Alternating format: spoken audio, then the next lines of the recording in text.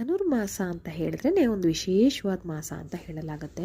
ಭಗವಾನ್ ವಿಷ್ಣುಗೆ ಈ ಒಂದು ತಿಂಗಳಲ್ಲಿ ಬಹಳನೇ ಒಂದು ಪ್ರಾಧಾನ್ಯತೆ ಇರುತ್ತೆ. ಹಾಗೆ ಲಕ್ಷ್ಮೀ ದೇವಿನೂ ಕೂಡ ನಾವು ಆರಾಧನೆ ಮಾಡೋದ್ರಿಂದ ನಮ್ಮ ಕುಟುಂಬ ಬಹಳ ಸುರಕ್ಷಿತವಾಗಿರುತ್ತೆ. ಹಾಗೆ ಮನಸ್ಸಿಗೆ ನೆಮ್ಮದಿ, ಸುಖ, ಶಾಂತಿ ಎಲ್ಲ ಸಿಗುತ್ತೆ ಅಂತ ಹೇಳಲಾಗುತ್ತೆ. ಅದೇ ರೀತಿ ಧನುರ್ಮಾಸದಲ್ಲಿ ಒಂದು 5 ಅದೃಷ್ಟವಾದ ವಸ್ತುಗಳನ್ನು ಮನೆಗೆ ತಂದರೆ ನಮಗೆ ಅದೃಷ್ಟ ಬರುತ್ತೆ ಅಂತ ಹೇಳಲಾಗುತ್ತೆ.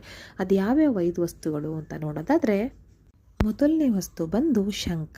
ಈ ಒಂದು ಶಂಖನ ಈ ಒಂದು ಧನುರ್ಮಾಸದಲ್ಲಿ ತರೋದ್ರಿಂದ ಮನೆ ಒಂದು ಪಾಸಿಟಿವಿಟಿ ಇರುತ್ತೆ ಅಂತ ಹೇಳ್ಬೋದು. ಶಂಖನಾದದಿಂದ ಆ ಮನೇಲಿ ಏನೇ ನೆಗೆಟಿವ್ ಶಕ್ತಿ ಇದ್ರೂ ಹೋಗುತ್ತೆ ಅಂತ ಹೇಳಲಾಗುತ್ತೆ.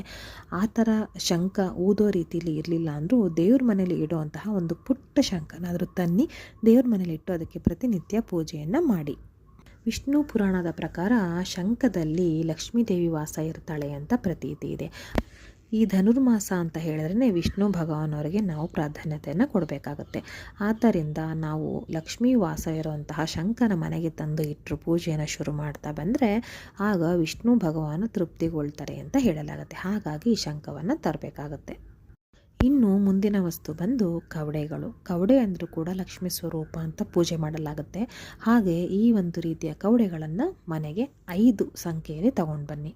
ಆಗ ಮನೆಯಲ್ಲಿ ಎಲ್ಲ ಒಂದು ಶುಭ ಶಕುನಗಳು, ಶುಭ ಲಗ್ನಗಳು ಜರುಗುತ್ತೆ ಅಂತ ಹೇಳಲಾಗುತ್ತೆ.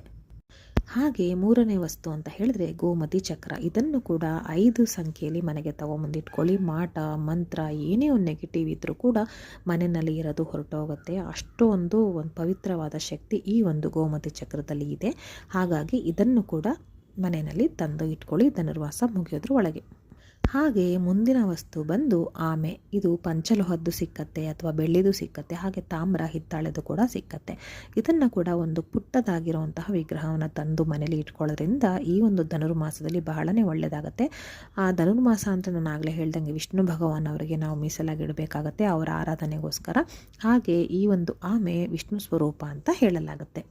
ಹಾಗಾಗಿ ಒಂದು ಆಮೆ ಮೂರ್ತಿಯನ್ನು ಮನೆಯಲ್ಲಿ ತಂದು ಇಟ್ಕೊಳ್ಳಿ. ಕೊನೆಯ ಹಾಗೂ 5ನೇ ವಸ್ತು ಅಂತ ಹೇಳಿದ್ರೆ ಜೋಡಿ ದೀಪಗಳು, ಅಂದರೆ ಹಣತೆಗಳು. ಅದು ಬೆಳ್ಳಿದಾಗಿರ್ಬೋದು, ಹಿತ್ತಾಳೆದಾಗಿರ್ಬೋದು, ಅಥವಾ ವಿಶೇಷವಾಗಿ ಅತಿ ಶ್ರೇಷ್ಠವಾಗಿರುವಂತಹ ಮಣ್ಣಿನ ಹಣತೆ ಕೂಡ ಆಗಿರ್ಬೋದು. ಅದನ್ನು ಕೂಡ ಮನೆಯಲ್ಲಿ ತಂದಿಟ್ಕೊಳ್ಳಿ. ಇದು ಒಂದು ಬೆಳಕು ಅಂತ, ಅಂದರೆ ಲಕ್ಷ್ಮಿ ಅಂತ ಹೇಳಲಾಗುತ್ತೆ. ಈ ಒಂದು ಜೋಡಿ ದೀಪವನ್ನು ಧನುರ್ಮಾಸದಲ್ಲಿ ತರೋದ್ರಿಂದ ಮನೆ ಆರ್ಥಿಕ ಸಮಸ್ಯೆ ಸುಧಾರಿಸುತ್ತೆ ಅಂತ ಹೇಳಲಾಗುತ್ತೆ. ಈಗ ನಾನು ಹೇಳಿರೋ 5ಕ್ಕೆ 5 ವಸ್ತುಗಳು ಈ ಒಂದು ಧನುರ್ಮಾಸದಲ್ಲಿ ತೊಗೊಂಡು ಬನ್ನಿ. 5 ಒಟ್ಟಿಗೆ ತರಬೇಕಂತೇನಿಲ್ಲ. ಯಾವಾಗ ಯಾವುದಾಗುತ್ತೆ ಅದನ್ನು ತೊಗೊಂಡು ಬಂದಿಟ್ಕೊಳ್ಳಿ, ತುಂಬ ಒಳ್ಳೆಯದಾಗುತ್ತೆ. ಹಾಗೆ ಈ ಒಂದು ದೀಪ ಅಥವಾ ಹಣತೆನ ಮನೆಯ ಹೆಣ್ಣು ಮಕ್ಕಳು ಯಾರಿರ್ತಾರೆ ಅವ್ರ ಕೈನಲ್ಲಿ ತರಿಸಿ. ಎಲ್ಲರೂ ಒಳ್ಳೆಯದಾಗಲಿ. ಮತ್ತು ಮುಂದಿನ ವಿಡಿಯೋದಲ್ಲಿ ಸಿಗ್ತೀನಿ. ಧನ್ಯವಾದಗಳು.